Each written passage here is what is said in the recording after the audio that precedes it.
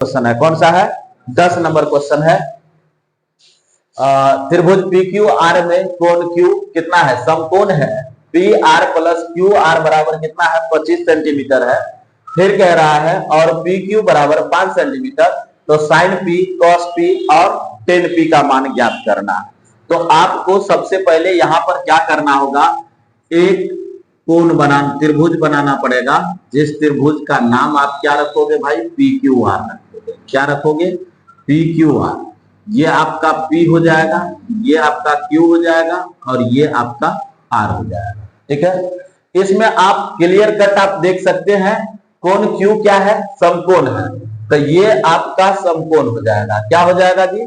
समकोण हो जाएगा। ठीक है, अब आपको करना क्या है, यहां पे इंक कर दो इसमें। यहां पे क्या करना है सो देखो, दिया गया है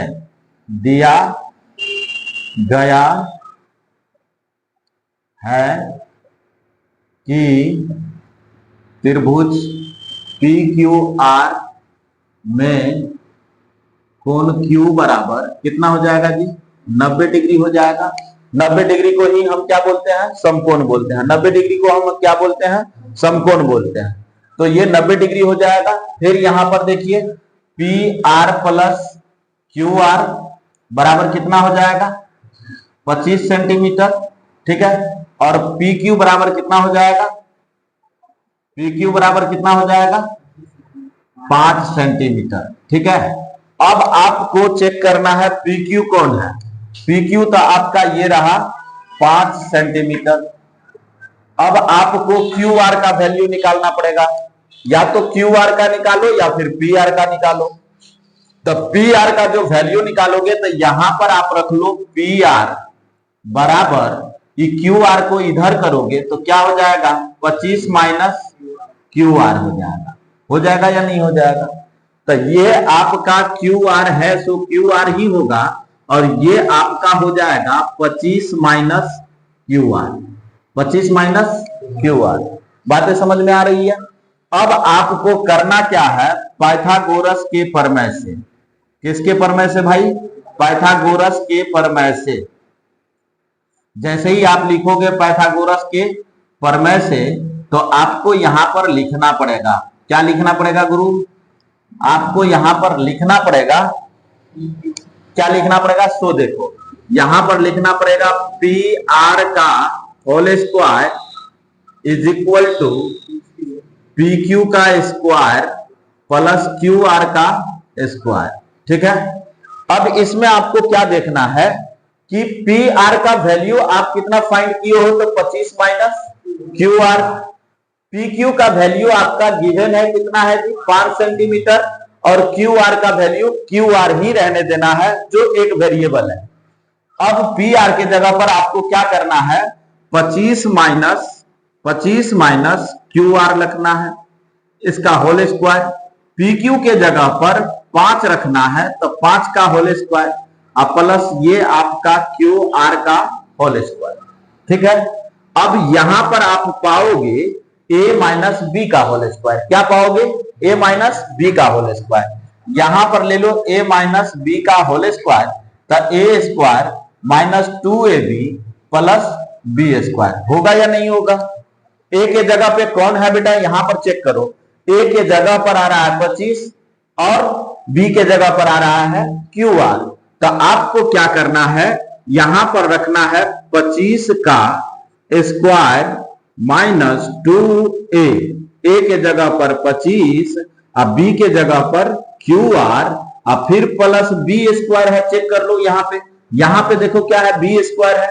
तो बी स्क्वायर यानी क्यू आर का स्क्वायर इज इक्वल टू ई 5 का स्क्वायर कितना हो जाएगा? 25।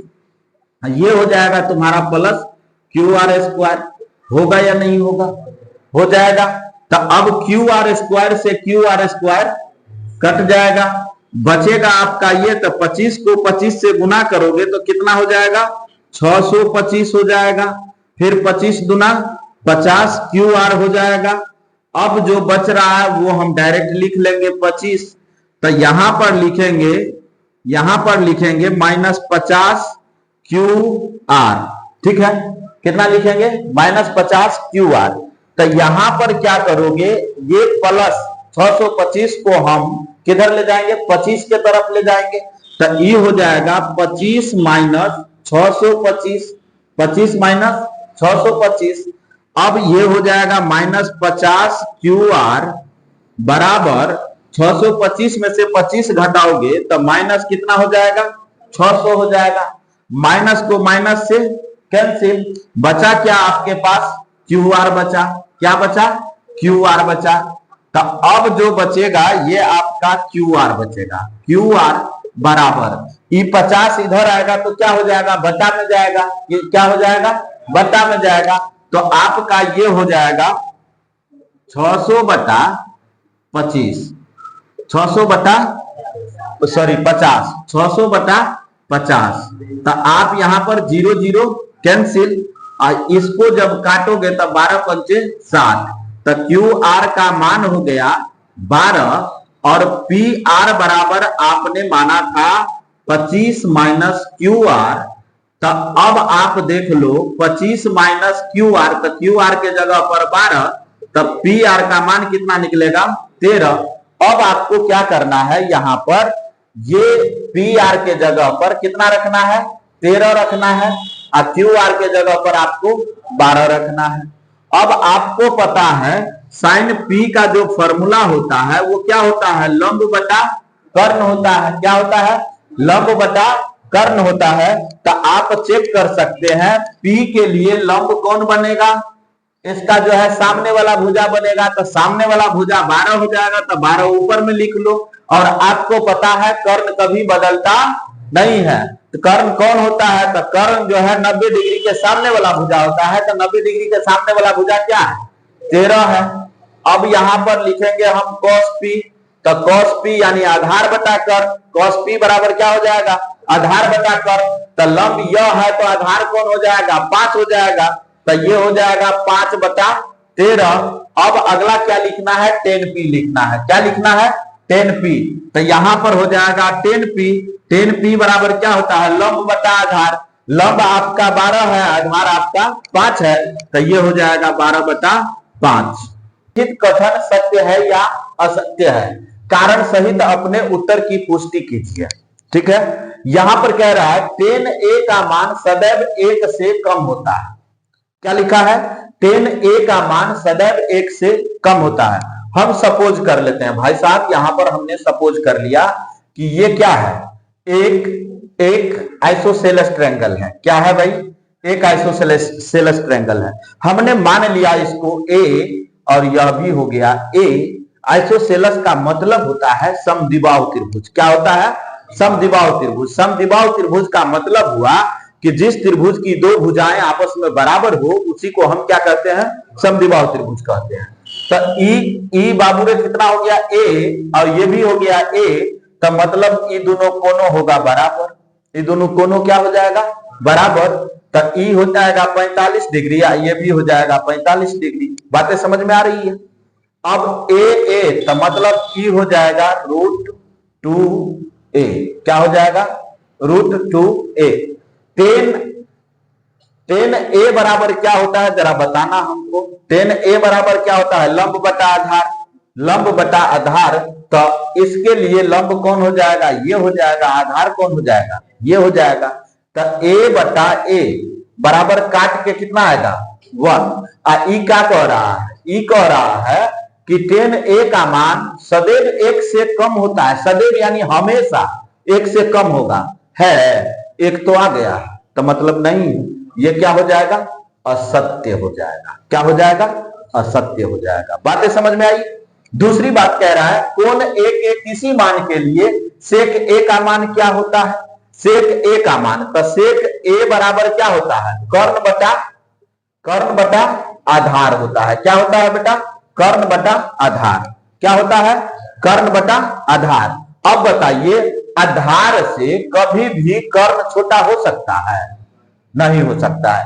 आधार से कभी भी कर्ण छोटा नहीं हो सकता है। यहां पर दिया है 12/5, यानी कर्ण तुम्हारा क्या है, बड़ा है, आधार तुम्हारा क्या है, छोटा है। मतलब टैली कर रहा है, मतलब टैली कर रहा है, यानी बातें हमारा मिल रहा है, तो मतलब ये क्या हो जाएगा, सत्य है।